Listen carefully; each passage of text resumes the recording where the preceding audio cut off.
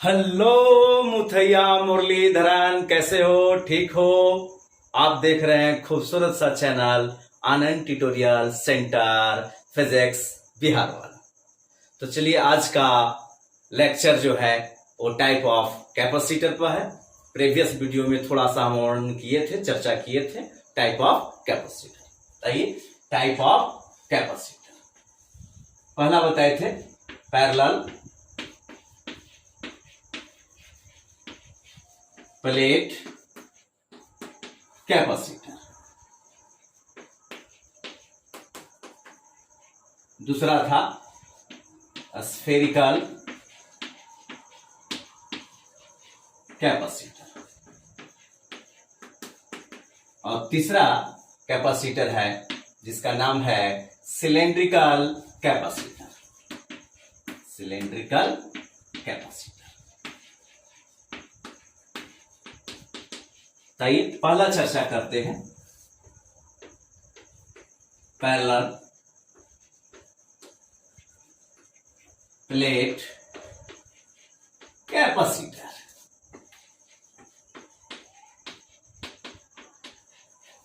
ठीक है, इसका हिंदी हो जाएगा समानांतर प्लेट संधारित्र।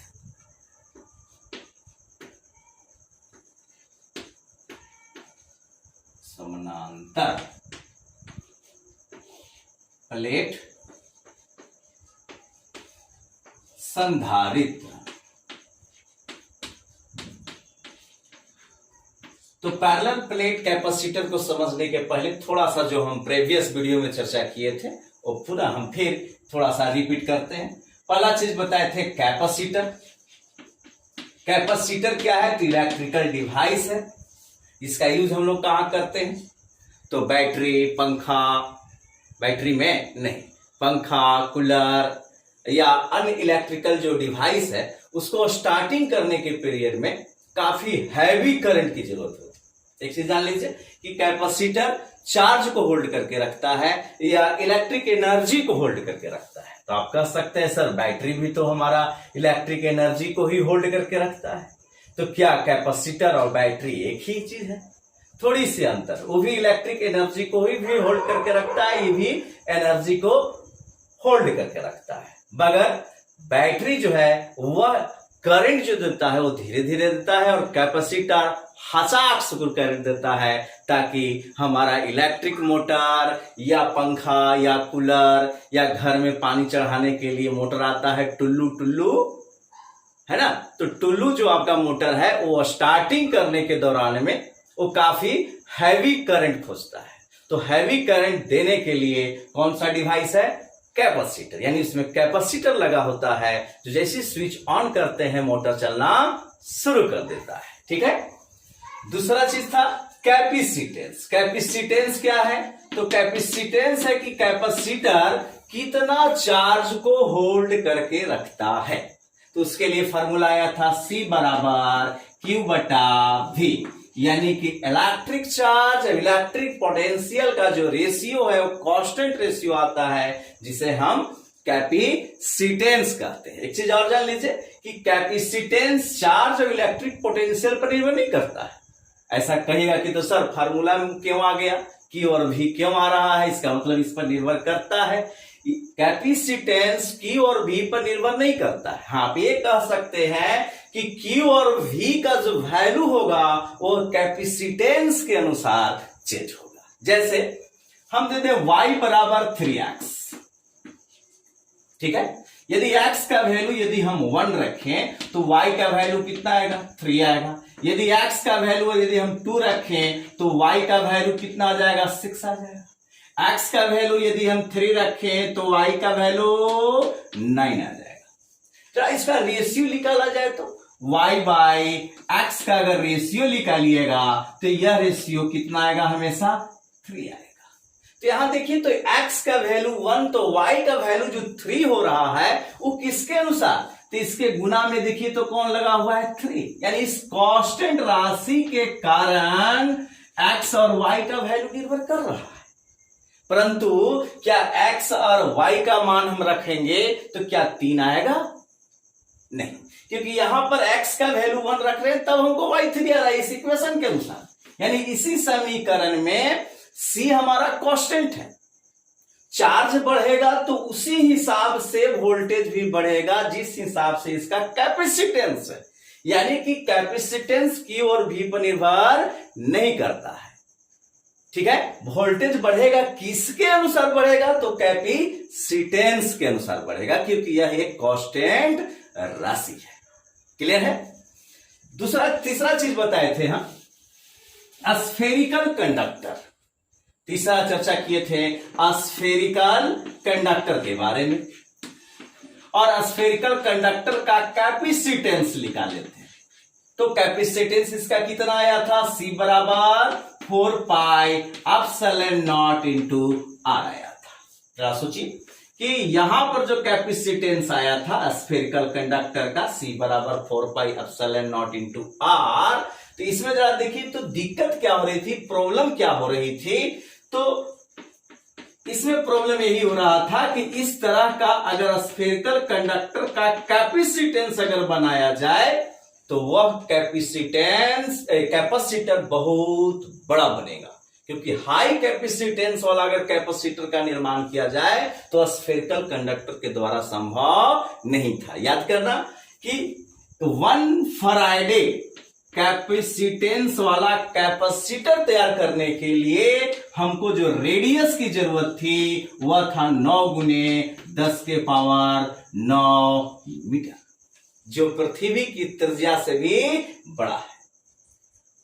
मान के चलते हैं कि 9 किलोमीटर त्रिज्या वाला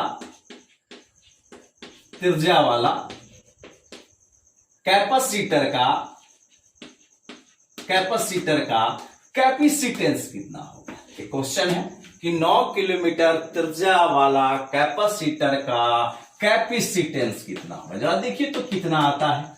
तो फार्मूला तो ये दिए, C बराबर 4 pi epsilon not into r होता है। रेडियस कितना है? 9 किलोमीटर है। C बराबर 4 पाई एप्सिलॉन नॉट। याद करना 1/4 पाई एप्सिलॉन नॉट का वैल्यू कितना था? 9 गुने 10 के पावर 9। तो 4 पाई एप्सिलॉन नॉट का वैल्यू कितना हो जाएगा? तो इसका उल्टा हो जाएगा, यानी 4 पाई एप्सिलॉन नॉट का वैल्यू कितना हो जाएगा मुथैया मुरलीधरन? तो हो जाएगा 1/9 गुने 10 के पावर 9। इसका यहां वैल्यू रख देते हैं, यानी यहां इसका वैल्यू हो जाएगा 1/9 गुने 10 के पावर 9, और रेडियस है 9 किलोमीटर। 9 किलोमीटर के मतलब 9 गुने 10 के पावर 3 मीटर। ठीक है, 9 से 9 क्या हो गया? ढिचुम कैंसिल। यानी कि C बराबर यहां देखिए तो क्या आ गया? 10 के पावर 9 ऊपर चला जाएगा तो माइनस में, तो 9 में से 3 जाएगा तो कितना बचेगा? 6, यानी 10 के पावर -6 फराड। मात्रा क्या होता है? फराड लिख दिया। 10 के पावर -6 के मतलब हो गया 1 माइक्रो फराड। यानी 9 किलोमीटर वाला अगर कोई स्फेरिकल कंडक्टर होगा तो उसका कैपेसिटेंस कितना हो जाएगा? 1 माइक्रो फराडे। टुनुनुनु एकदम छोटा है। यानी कि हम कह सकते हैं कि स्फेरिकल कंडक्टर का अगर कैपेसिटेंस बनाया जाए तो उसका कैपेसिटेंस हमेशा हमको क्या मिलेगा? वेरी लो वैल्यू वाला कैपेसिटेंस मिलेगा। यानी इसमें पहला प्रॉब्लम आ रहा था कि वेरी लो कैपेसिटेंस, यानी इस तरह का जो कैपेसिटर तैयार होगा उसकी धारिता क्या होगी?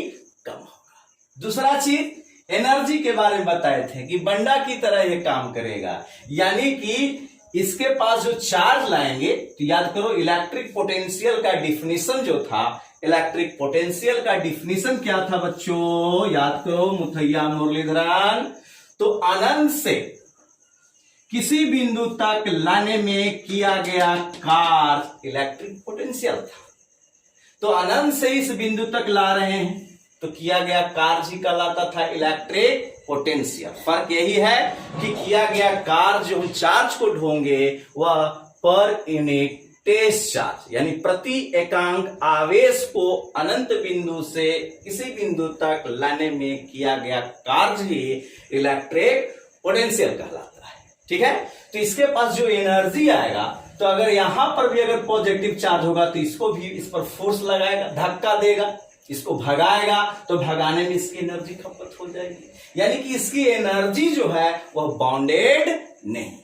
एक चीज और, C बराबर जो हम फार्मूला दिए थे Q बटा V, Q क्या था?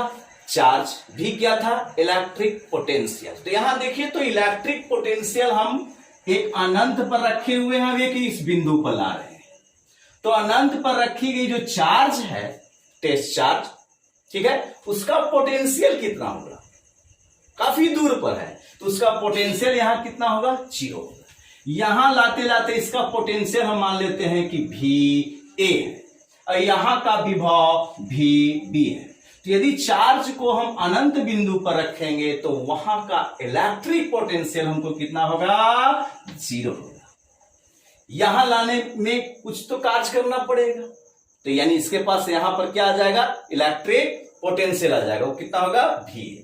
तो देखिए तो इलेक्ट्रिक पोटेंशियल का डिफरेंट कितना मिल रहा है? तो VA माइनस VB, ऐसे VB कितना है वैल्यू?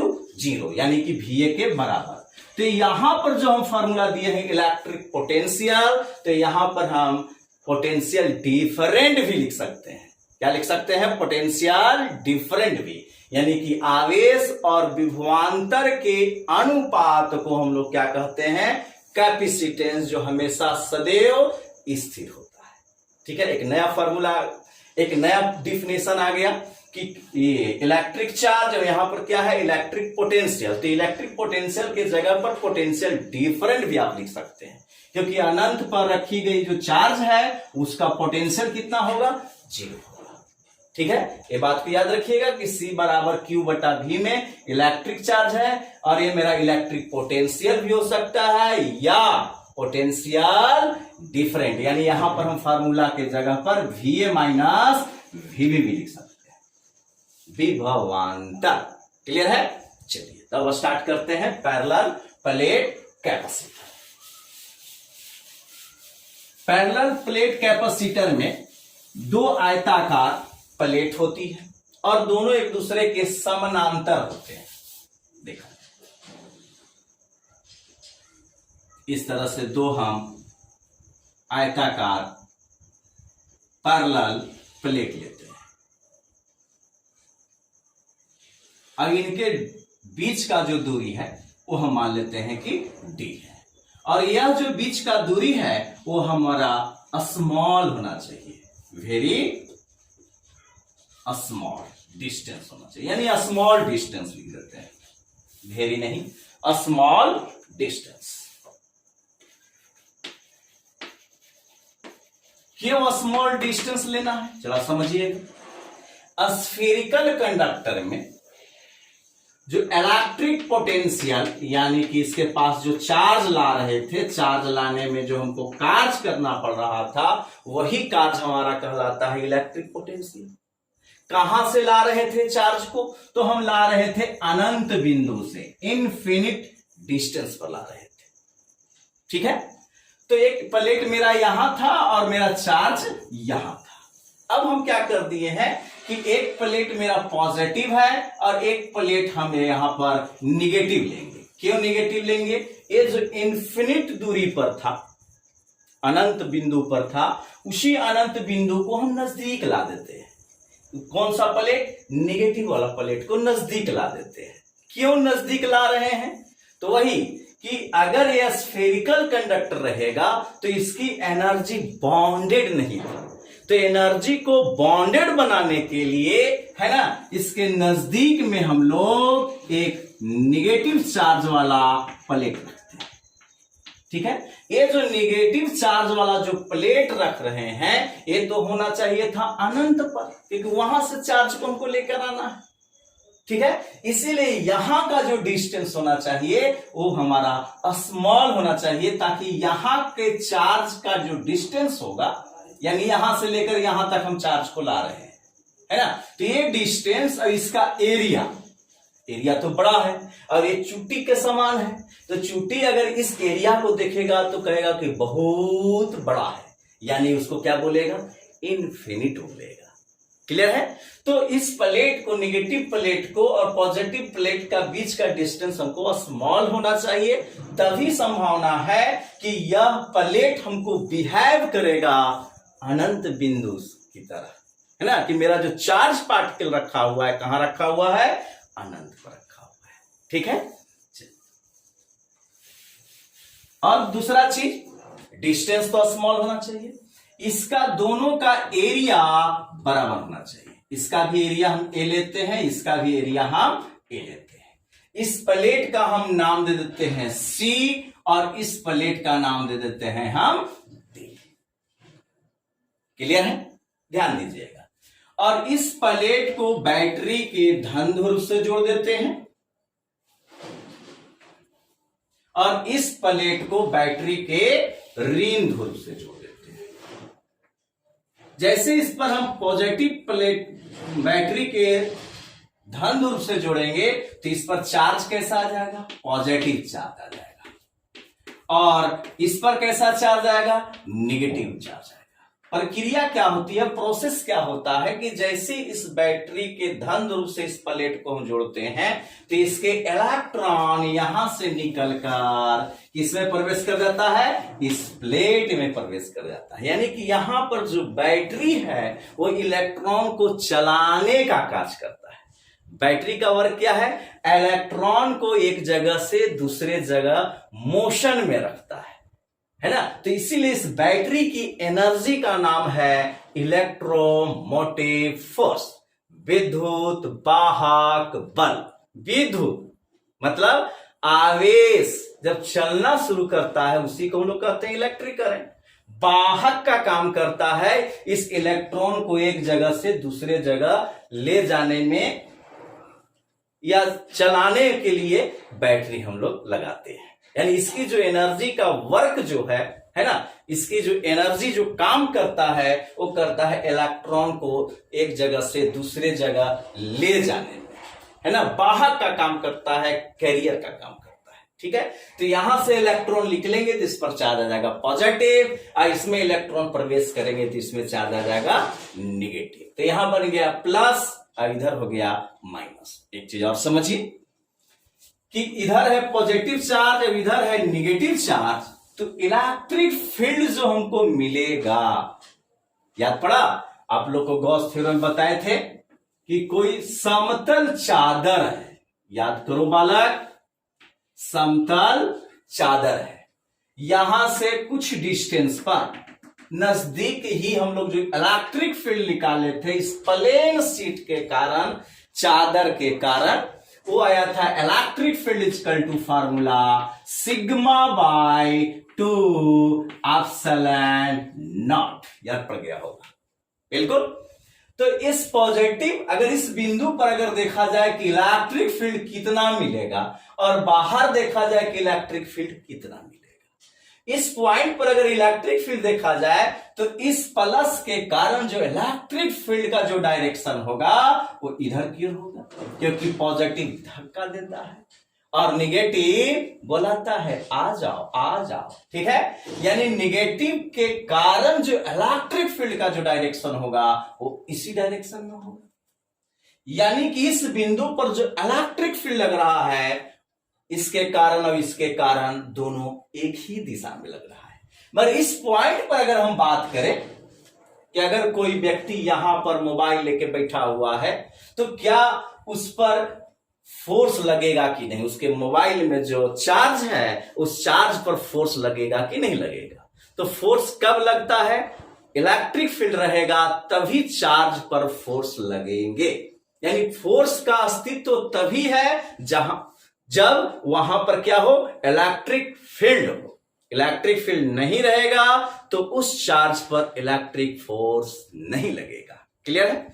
यहां पॉइंट पर देखा जाए तो इसके कारण इलेक्ट्रिक फील्ड का डायरेक्शन होगा इधर, और इस निगेटिव प्लेट के कारण इलेक्ट्रिक फील्ड का डायरेक्शन होगा इधर, क्योंकि प्लस धक्का देता है और माइनस अपनी ओर खींचता है।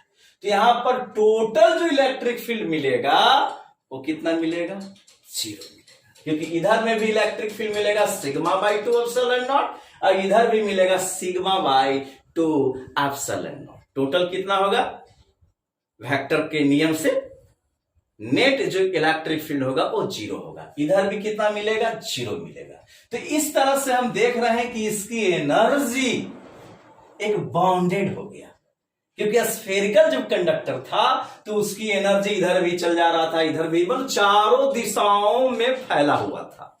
मगर अब देखिए तो इसकी जो एनर्जी है ना, यानी कि इसकी एनर्जी जो है वो इधर नहीं है और इधर नहीं है, कहां है, बीच में है, क्योंकि इलेक्ट्रिक फील्ड ही काम कर रहा है। यहां पर चार्ज अगर पार्टिकल होगा तब यह प्लेट उस पर बल लगाएगा और बल लगाएगा तो वर्क डन करेगा, वर्क डन के मतलब एनर्जी।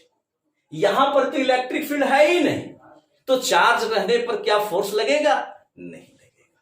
ठीक है, तो इस तरह से हमारा पॉजिटिव और नेगेटिव प्लेट बनने से एक जो स्फेरिकल कंडक्टर में दूसरा जो त्रुटि थी, प्रॉब्लम जो थी कि हमारा एनर्जी क्या था, उसमें नॉट बॉन्डेड था, बंधा हुआ नहीं था। इसमें एनर्जी क्या हो गया, बॉन्डेड हो गया। क्लियर है? आइए अब इसका हम लोग व्यंजक प्राप्त करते हैं। तो व्यंजक प्राप्त करने के लिए अगर हम डिटेल में इसका चर्चा करेंगे तो मानना पड़ेगा, ये सब जितना भी फिगर बनाए हैं इसको मानना पड़ता है। माना कि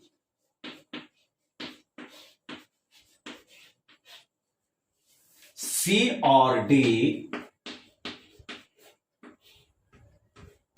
दो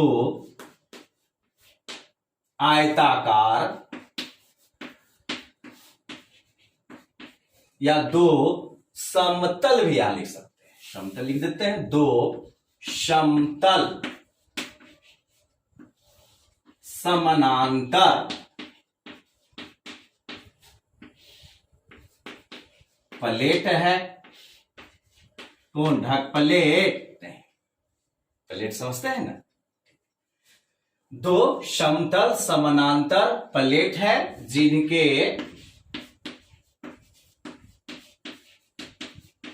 बीच का दूरी छोटा डी है। ठीक है यहां तक। अब देखिए इस पर चार्ज आ गया है पॉजिटिव, और एक चीज जान लीजिए कि इस पर जो चार्ज जो है ये पूरे इसके सरफेस पर फैला हुआ है। तो सरफेस पर यदि चार्ज फैला हुआ है तो चार्ज का कैलकुलेशन जो हम लोग करते हैं, याद कीजिए, चार्ज डेंसिटी के द्वारा करते हैं। और चार्ज डेंसिटी 3 प्रकार के था, लीनियर चार्ज डेंसिटी, सरफेस और वॉल्यूम। तो देखिए तो ये मेरा चादर है, समतल प्लेन शीट है हमारा। तो यहां पर जो हम चार्ज का जो कैलकुलेशन करेंगे वो किसके द्वारा करेंगे, हम लोग सिग्मा के द्वारा, यानी सरफेस चार्ज डेंसिटी। तो माना कि सी और डी दो समतल समानांतर प्लेट है जिनके बीच का दूरी डी है। सी और डी पर आवेश घनत्व क्रमशः सी और डी पर आवेश घनत्व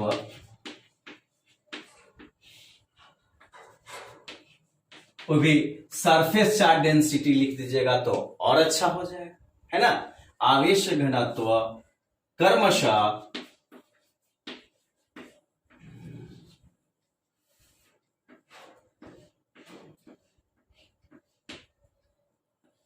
प्लस सिग्मा और माइनस सिग्मा है। ठीक है, एक बिंदु यहां हम P ले लेते हैं। तो बिंदु P पर कुल विद्युत क्षेत्र, बिंदु P पर कुल विद्युत क्षेत्र E नेट है तथा दोनों प्लेट का, है ना, विभवांतर, तथा विभवांतर डायरेक्ट लिख देते हैं, तथा विभवांतर VA माइनस VV है। ठीक है, यहां तक आगे प्रोसेस बढ़ाते हैं। अब ध्यान दीजिए, समतल चादर के कारण, प्लेन शीट के कारण जो इलेक्ट्रिक फील्ड होता है वो याद कीजिए, इलेक्ट्रिक फील्ड का जो फार्मूला था वो था सिग्मा बाई 2 एप्सिलॉन नॉट। तो इसके कारण भी और इसके कारण भी, तो यहां पर जो हमको टोटल जो ई नेट मिलेगा, टोटल इलेक्ट्रिक फील्ड जो मिलेगा बिंदु P पर, यहां लिख देते हैं बिंदु P पर, कुल विद्युत क्षेत्र ई नेट माने हुए हैं, ई नेट बराबर हो जाएगा सिग्मा बाई एप्सिलॉन नॉट। पूरा डिटेल नहीं ले जा रहे हैं, कैसे आएगा सिग्मा बाई एप्सिलॉन नॉट, आप लोग क्लियर है? ठीक, दिस इक्वेशन इज फर्स्ट। आप जानते हैं कि इलेक्ट्रिक पोटेंशियल और इलेक्ट्रिक फील्ड के बीच में एक संबंध था, जो याद कीजिए, इलेक्ट्रिक फील्ड बराबर होता है माइनस dV बाई dr। यहां जो dV लिखा हुआ है, change in voltage, change in electric potential, और दो विभव में जो हम लोग अंतर निकालते हैं, चेंजिंग निकालते हैं, उसको हम लोग कहते हैं विभवांतर, पोटेंशियल डिफरेंट। यानी कि यहां पर हम लिख सकते हैं पोटेंशियल डिफरेंट कितना माने हैं, VA माइनस VB माने हैं, बटा में दूरी देखिए तो कितना है इन दोनों प्लेटों के बीच में, तो हमारा दूरी है D। तो इलेक्ट्रिक फील्ड बराबर फार्मूला हो जाएगा, माइनस को हम यहां मोड़ लेके चल रहे हैं तो ये पॉजिटिव ही चलेगा। ठीक है, तो इलेक्ट्रिक फील्ड बराबर हो जाएगा VA माइनस VB बटा D। यानी कि हम लिख सकते हैं E नेट इजकल टू, या इलेक्ट्रिक फील्ड का रिलेशन होता है क्या भाई, तो VA माइनस VB बटा में D हो जाएगा। ठीक है, तो हमारा VA minus VB equal to यहां पर क्या फार्मूला मिलेगा, चूंकि में डाल देते हैं, यहां हमारा VA minus VB equal to formula हो जाएगा E नेट गुने D, क्योंकि इलेक्ट्रिक फील्ड इधर से इधर लग रहा है, प्लस से माइनस क्यों लगता है। This equation is second. Clear है? हमको निकालना है पैरेलल प्लेट कैपेसिटर का कैपेसिटेंस। तो कैपेसिटेंस बराबर आप जानते हैं V नो डैट, C बराबर आप जानते हैं Q बटा V। तो यहां जो हम V लेंगे वो पोटेंशियल डिफरेंट लेंगे।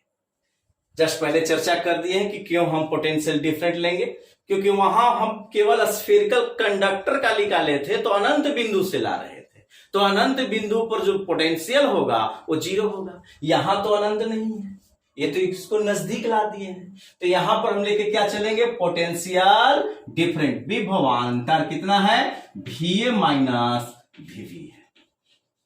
इसको इक्वेशन हम तीसरा कर देते हैं, कोई दिक्कत नहीं।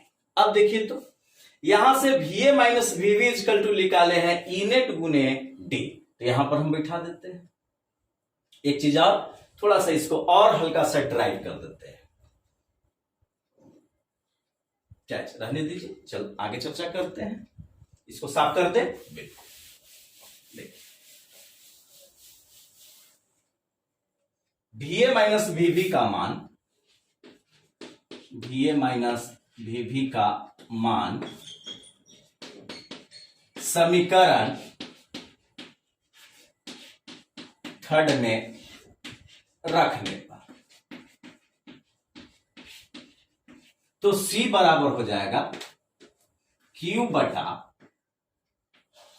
देखिए VA माइनस VB बराबर है E नेट गुने है कितना, D। अब इसी को ड्राइव करते जाते हैं, C इजकल टू Q बटा E net, total electric field का देखिए क्या फार्मूला है, सिग्मा बाई एप्सिलॉन नॉट। यहां लिख देते हैं सिग्मा बाई एप्सिलॉन नॉट गुने हो गया डी। उधर का साफ कर देते हैं।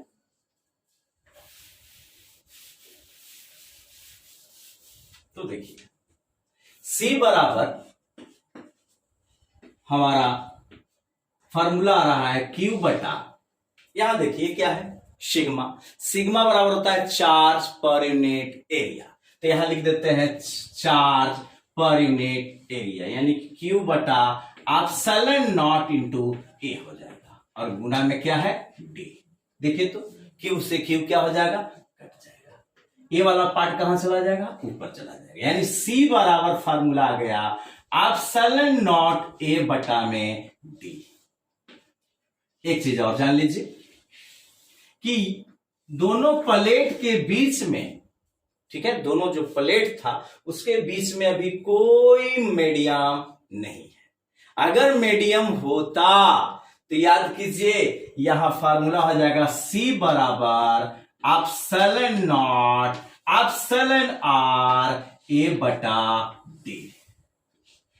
ये हो गया फॉर मीडियम, यानी दोनों प्लेट के बीच में अगर कोई मीडियम है फॉर मीडियम के लिए, और ए हो गया फॉर वैक्यूम या फ्री स्पेस, फॉर वैक्यूम है ना, या कह सकते हैं फ्री स्पेस। याद रखिएगा पैरेलल प्लेट कैपेसिटर का कैपेसिटेंस का फार्मूला रहा है C बराबर epsilon not a by D, या हम कह सकते हैं epsilon not epsilon R A बटा डी। यानी कि पैरेलल प्लेट कैपेसिटर का कैपेसिटेंस देखिए तो किन किन बातों पर निर्भर कर रहा है। क्या इसमें Q और V आया? नहीं, Q और V एक रेशियो है, उसका रेशियो हमेशा कांस्टेंट आता है। क्लियर है? यहां पर निर्भर कर रहा है किस पर, epsilon r. Epsilon r relative permittivity जो मीडियम को रिप्रेजेंट करता है, यानी माध्यम पर निर्भर करेगा, और पैरेलल प्लेट का जो एरिया है उस एरिया पर निर्भर करेगा और उनके बीच का दूरी पर। ठीक है, तो आज का लेक्चर यही समाप्त करते हैं। नेक्स्ट वीडियो को देखने के लिए लाइक, कमेंट और सब्सक्राइब करना नहीं भूलिएगा। ठीक है।